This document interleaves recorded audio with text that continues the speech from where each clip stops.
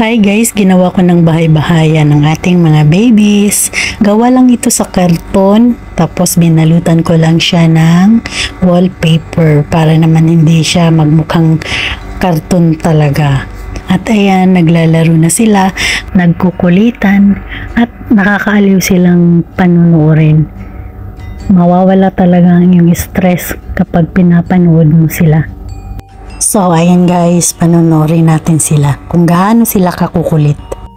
Yung kulay brown na yan, siya yung pinakamaligalig sa lahat. Siya yung mahilig mag-explore, palakad-lakad dyan sa sahig. At siya yung unang natutong lumabas dyan sa box. Actually, habang pinagmamasdan ko sila, napapansin ko na may kanya-kanya silang karakter. Yan si Brownie, sa tingin ko, siya yung pinakamatalino sa lahat. Siya yung nagmana sa mamalilin niya na matalino. At siya lang yung nagmana sa mamalilin niya na girl. Yung tatlo dyan, puro boys yan. Isa-isa ko na silang sinuri. Kaya nakita ko na kung ano mga gender nila. Sa apat, dalawa pa lang ang nabigyan namin ng pangalan. Yung kulay brown, siya si Lemon. At yung kulay white naman na may kulay itim sa ulo na medyo darker kasi dalawa yan sila na may itim sa ulo. Yung isa medyo dark ang itim at saka yung isa naman lighter.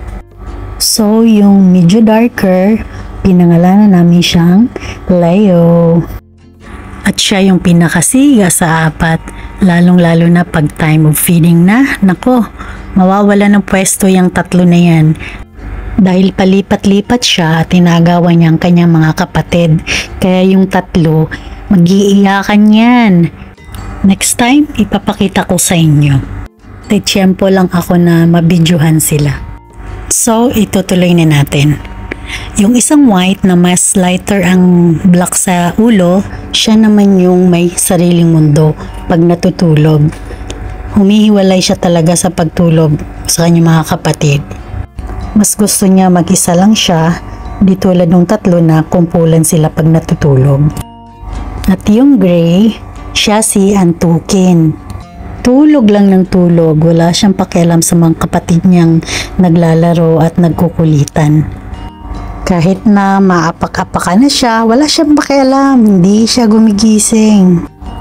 O diba, nakakatuwa, may kanya-kanya silang mga pag-uugali. Etong sangto, siya si Leo. Ang pogi, mamula-mula yung kanyang nguso. At ito naman siya si Lemon. O see, kung gaano na sila kakukulit. Kakatuwa.